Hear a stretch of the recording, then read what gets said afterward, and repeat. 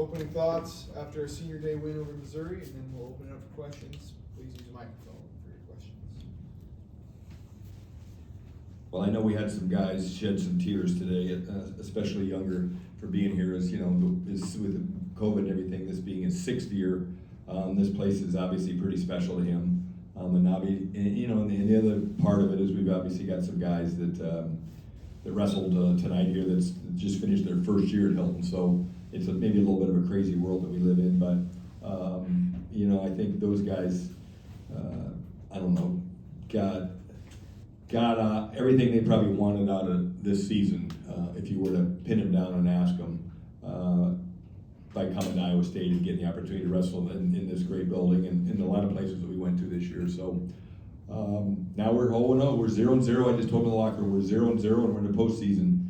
So we start all over, which is kind of nice and refreshing, and I'm sure not just our wrestlers, but a lot of wrestlers across the country are ready to get into postseason, and I think we are as well. Coach, it kind of looked like you had some tears in your eyes when Younger finished his match. Don't tell nobody I did, but don't you dare tell nobody, okay? I had like 4 or 5, and I had to go to the locker room and look like a tough guy, to cover it up. But yeah, I got a little choked up. What has Younger meant to you in this program? He's just coming to college and being a Division I athlete. I don't care how good you were in high school, no matter where the heck you went to high school.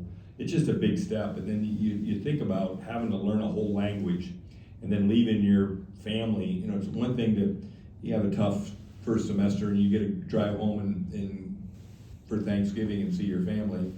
He didn't get to go home until I think last year. I think it was 5 years before he went home. And so you're over here and you're losing weight and you don't understand anybody, and I don't care how nice it is here compared to maybe what some of the luxuries you did not have in Cuba. You still miss family, and home is home. And so I just respect a lot of the toughness he had to do in a lot of ways. Learn a whole style of wrestling all over again, especially the mat wrestling. And obviously he's fun to watch. He's fun to watch, but just a great kid. Do you think in a way your team, maybe even yourself and your coaches, were able to experience the type of learning of being around someone like Younger in his situation, and you guys were really his support and his lifeline in that? Well, you definitely adopt a role that's more than just a coach.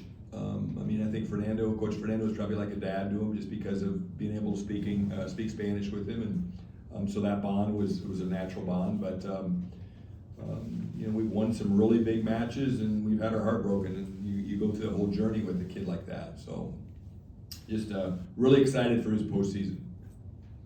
How about your other seniors?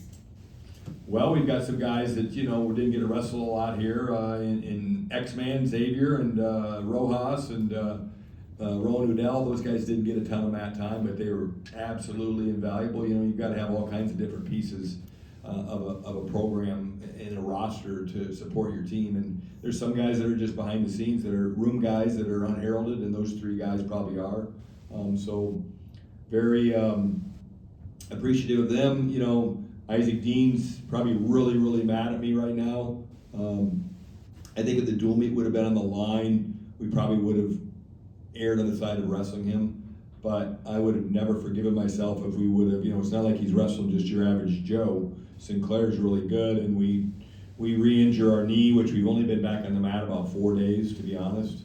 And we've been off the mat since Oklahoma State. So for 4 days to throw him out there into that type of a situation, and I know Isaac Dean, he is such a competitor that, he would probably tear out his knee to win today, and then where are we at in the Big 12s and the NCAA? So much to his, he's mad, he took off, I don't know where he's at. I'm gonna have to reel him back in and get him to calm down a little bit here, but that's the kind of competitor Isaac Dean is, and of course Zerbin and Steve-O are a great story, and I'm missing one, Rocky, so good crew of guys. Coach, what was the decision behind starting at 197? Well, right before weigh-ins, the 2 coaches look at each other and say, "You guys want to start at 125?" And usually 50% of the time it's, "Yeah, that works for me. Yeah, that works for you. Okay, let's go." But 50% of the time, one of the coaches goes, "No, I want to flip." So you flip. Whoever wins the flip gets to choose the weight. And I'm sure that they had, they wanted to put Rocky in the hot seat right away. for probably a lot of reasons. Some because he just left there, and some because he they probably were going to test him and just see how tough he was in a short weigh-in period. So he was good. Rocky had to step up there. And Garrett Grice at 133 hasn't gotten to see the mat a ton this year, but was able to step up and get a big win today. Thoughts on that performance? He's talented. You know, I think if Garrett could ever get a whole body of work of consistency, and he got hurt right away in November this year, and literally wasn't cleared to wrestle till 3 weeks ago. So it was kind of timely that he got healthy to come in and help us at this time. So he's won a couple big matches for us. Do you have another check? Coach, why has Younger resonated so much with these Iowa State fans? Well, Iowa State fans like it when you got a guy that goes out there and continually kicks butt, right? For some reason, and especially when you score a lot of points. I tell these guys all the time, you're entertainers. People pay money to come watch you wrestle. Let's go entertain. And Younger entertains. And then I guess when did you inform Isaac of the decision? And I informed him right before 174, and he wanted to punch me. So he didn't, but he wanted to. Coach, there were some close matches in there. It looked like they could have gone either way, and some of them just didn't end the way you'd probably want them to. How do you tighten that up ahead of the postseason? Well, Missouri is a good team. I said at the beginning, 149, freshman, really good. 157, really tough. 165, we lost a close match. 174, really top 10 guy, we lost a close match. And then 184, when you got 5 studs in a lineup, you're in every dual meet. And they got 5 studs right in a row. Obviously, those other weights, they're struggling a little bit, kind of nationally.